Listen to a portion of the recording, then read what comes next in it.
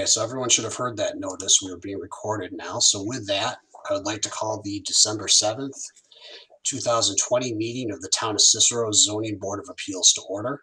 Ms. August, please call the roll.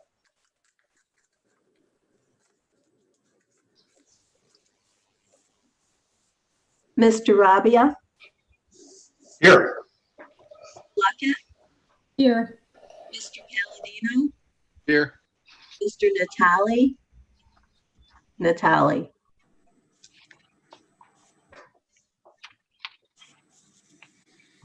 Okay, he probably can't hear me. He's muted. He did acknowledge that he was here. Okay, and Mr. Stanton. Here. Please note that tonight's meeting is being simulcast on YouTube and is also being recorded. I would like to present some housekeeping rules to ensure that this meeting goes smoothly. Please make all efforts to cut down on background noise or mute yourself, including cell phones and pagers. Please allow everyone ample time to finish speaking. And please announce your name prior to speaking to assist with following the flow of conversation. If everyone would please rise and join me in the Pledge of Allegiance. I pledge allegiance to the flag of the United States of America and to the republic for which it stands, one nation under God, indivisible, with liberty and justice for all.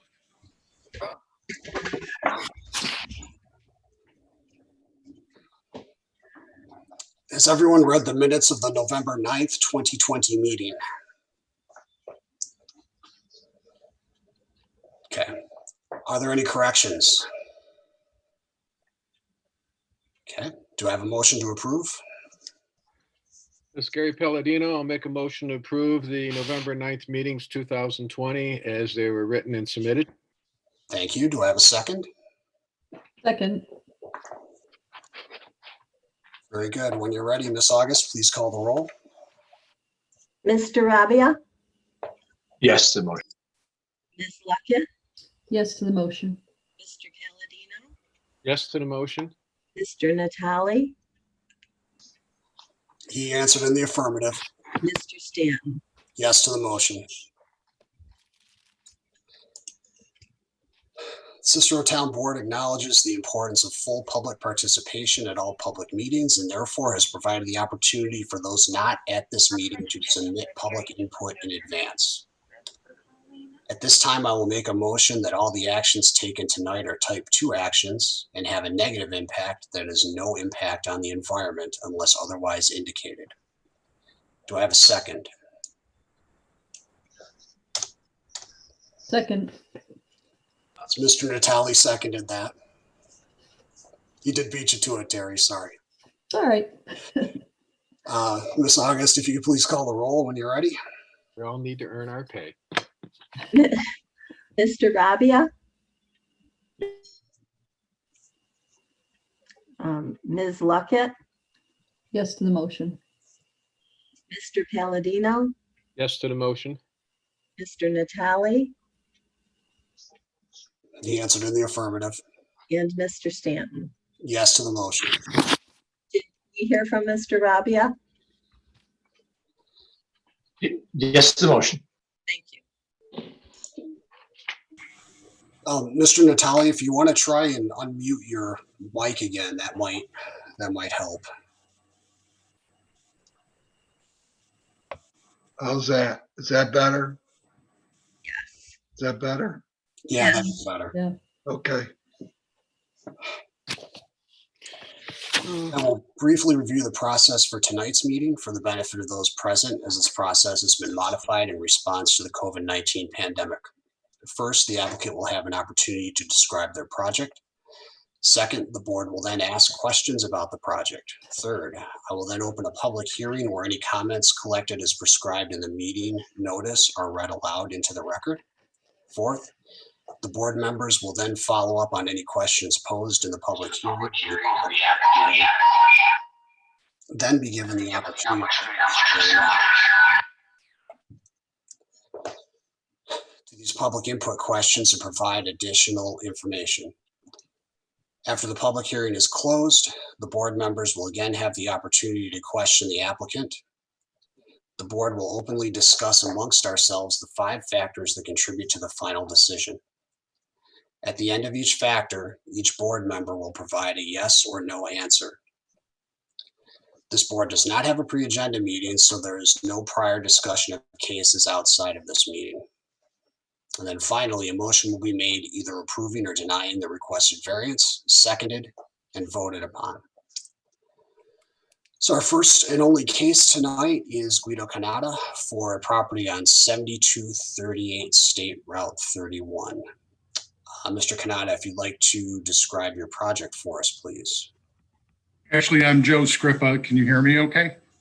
Yes, I can.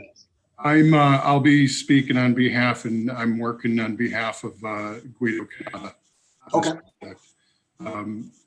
My company hired Keplinger Freeman Associates to do, to lay out a plan and allow you to see what is being proposed. It's a 60 by 80 barn, steel building with a gravel area around the front facing Route 31 and along the side of his existing driveway.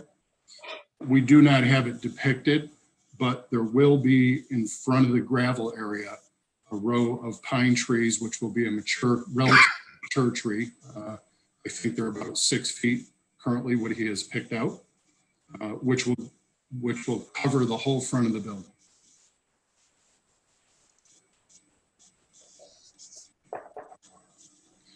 As laid out, we have 3 doors on the building, a man door that would have a cement pad, gravel drive with an overhead door facing the driveway, and there will potentially be another door facing Route 31.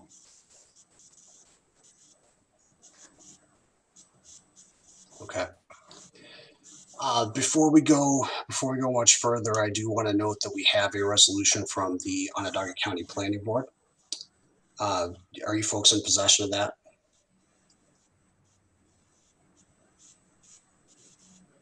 Mr. Scrippa, Mr. Canada, did you get the Onondaga County? Yes, yep. All right. The only thing I'll note here is that, and the reason why they're involved is because it's Route 31.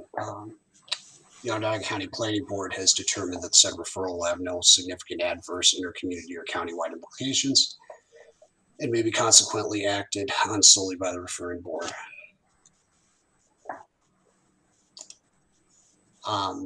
With that, I would like to open it up to the board for questions.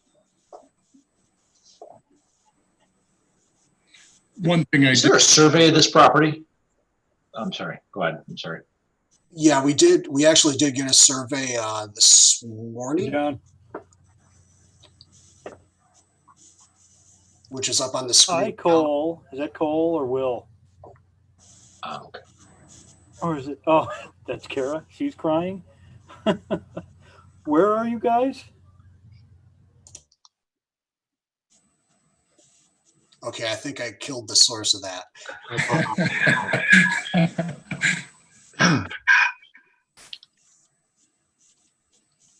Okay, I'll just say, what's the purpose of the garage, and is it 1 story, 2 stories? And is 1 story, 16 feet at the eaves.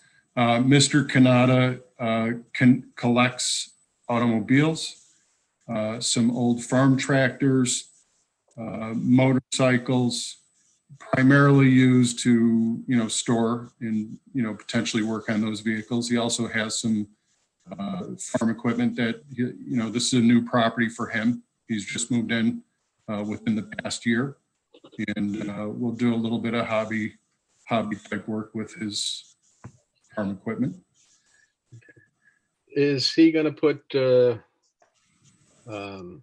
power, water, electricity, and I don't know if you're on sewer or septic there, but is he gonna... It's septic at this moment.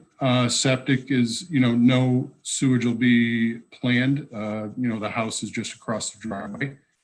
Electric, yes. And I don't know if, I don't believe we have any plans for water at this point.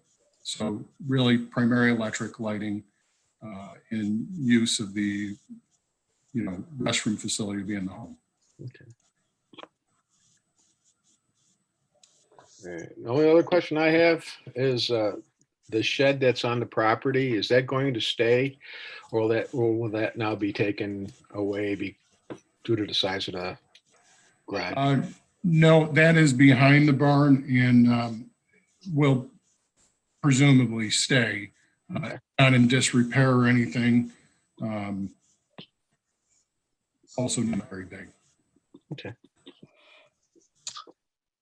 What, I see the survey now, thanks. I was on vacation today, so I was behind on my emails, but with so much property, why not site the new building further back away from Route 31? It's kind of wet in the rear of the house. So when you get behind the house, probably 100 to 150 feet, it starts to get pretty soft back there. Okay. Actually, from where you see the stub in the driveway, it's actually pretty soft back there. There's a little bit of space maybe directly behind the home where the pool is, but you know, just wouldn't position well there at all. It will be fully, the view will be blocked fully with a very nice row of pine trees. No, I get it. I mean, I can envision what you're proposing. I mean, I've driven by it a number of times in the last 3 weeks or so. So I know what you're proposing, and I get it. It was more of a curiosity question with 13 acres. Why so close to Route 31? Yeah. Yeah, it is 264 feet back. Right, but compared to 13 acres, that. Gotcha. Yeah. Well, and if you look a little bit at the survey, it's a little bit slanted there. And again, most everything behind the garage is pretty solid. Yeah. I think you answered it. It gets swampy behind the residential structure. One reason the line of questioning is going down this way is that, or down this road, if you want to call it that, is that, you're asking for twice the actual allowed area of a garage on this specific property. So what we would typically be looking for is some kind of mitigating factors to be able to allow us to feel a little bit more comfortable about approving this. So are there going to be more trees that are what are shown in the picture right now? Yes. No. What is going to be put in will be actually behind that row, and will be a much more solid barrier. Okay. They're nursery, fresh nursery stock. They won't be trimmed at the bottom like these are. So it'll be root ball and branches right down to the bottom. And the existing, or this haul road, this access road is going to be eliminated also? Correct. That is really only to get the equipment in there. Okay. Yeah. Mr. Procopio, we've run into this a couple of times before, and I just wanted maybe a refresher. So we've got the principal structure, which is the residence. Then we have an accessory structure, which is the garage, the existing garage, and now we've got another accessory structure that's being proposed. I just want to make sure there's nothing in the code that prohibits that. Yeah, that's a good question. Under the residential zoning, it says one private, one of the following uses, including a private garage and accessory structure. Under this agricultural zoning district, it's not worded the same way, and it just lists private garages, plural. So there really isn't a conflict with the allowed uses, the number of buildings. Okay. Does the board currently have any other questions? I would like to add one thing. At this point, much of the equipment that Mr. Canada owns is stored outdoors, towards the front of the property because it's heavy equipment and it, can't sit behind the garage.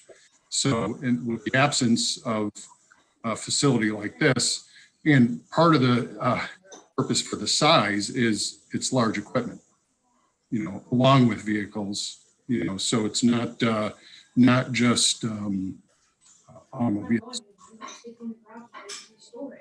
Is that his equipment that's on the site right now? Some of it is, yes. He does a few pieces of, tractors and backhoe, that type of thing.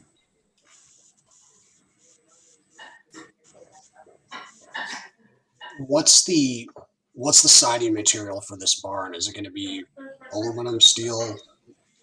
Steel. Okay. Again, not expected to be visible from the road.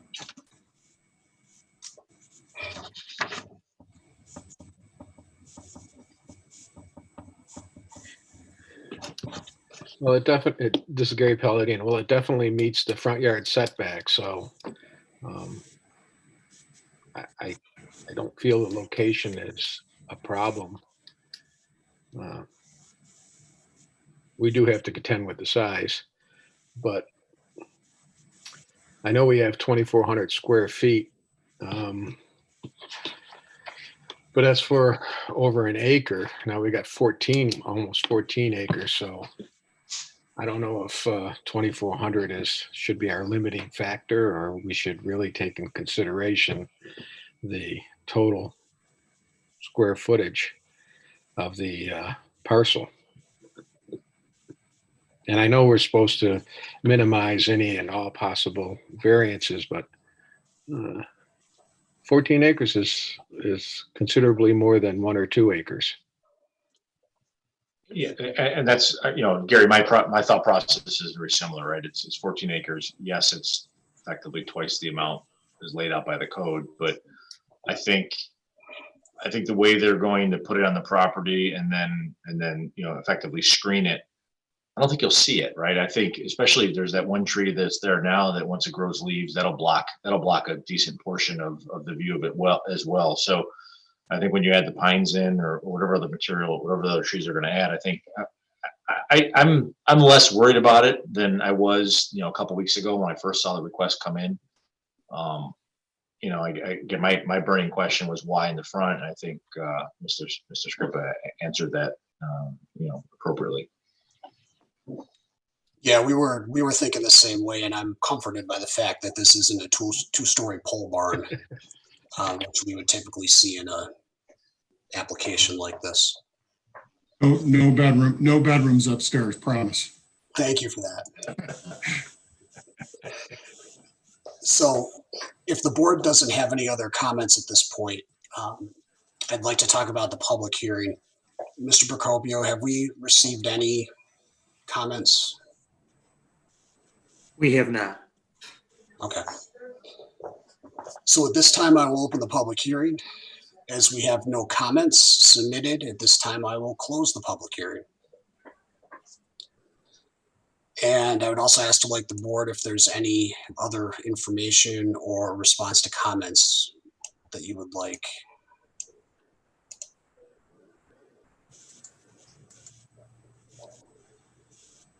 If the board doesn't have any further questions, would someone like to review the 5 factors? Chuck, it's Mark. I'll do it. If that's okay. Yeah, thank you, Mr. Rabia. So reviewing the 5 factors, number 1, whether an undesirable change will be produced in the character of the neighborhood or detriment to nearby properties will be created.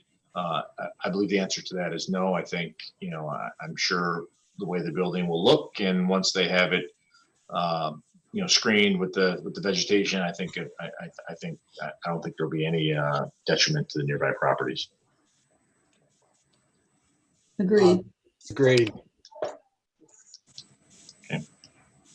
Whether the applicant Wait, can. 1 second. I'm sorry. 1 second. Mr. Natale, do you agree? I do agree. Okay, Mr. Natale agrees, and I also agree, noting that the fact that it's only 1 story and will be screened is of Right. a big deciding factor here. So number two, whether the applicant can achieve his goals via a reasonable alternative, which does not involve the necessity of an area variance. In this case, it's no. He wants a building that's 4,800 square feet. The only way you do that is to come before an area variance, come before us for an area variance.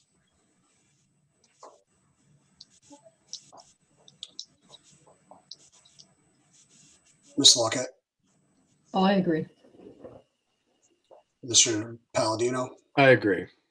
Mr. Natali, I agree. and Mr. Stanton agrees. Number three, whether the variance is substantial, there's no way around this. The variance is absolutely substantial, with a request that's effectively twice that's what's allowed by the code. Ms. Luckett, Agreed. Mr. Palladino, I agree. Mr. Natali, I agree. and Mr. Stanton agrees. Whether the variance will have an adverse impact on the physical or environmental conditions in the neighborhood or district. I believe the answer to that's no. I'm sure that the codes enforcement team and everybody associated with construction in the town of Cicero will make sure that any environmental issues as a result of construction will be handled during the construction process. Ms. Luckett, Agreed. Mr. Palladino, I agree. Mr. Natali, I agree. Mr. Stanton agrees. And then finally, whether there has been any self-created difficulty. And I mean, in this case, there's yes, obviously. Anytime anybody's in front of us for variance, generally it's a self-created situation. But that in itself is not a reason to deny. In this case, all of the bulk regulations are being met on the property. Given the fact, before I make the motion, given the fact this is in an ag district, given the fact that there are almost 14 acres associated with this property, I personally don't see an issue with it. So with that, I'll make a motion for Guido M. Canada at 7238 State Route 31 for an area variance where the proposed private accessory garage is 4,800 square feet, an area where a private garage not exceeding 2,400 square feet is allowed. Do I have a second? I'll second it, Gary Palladino.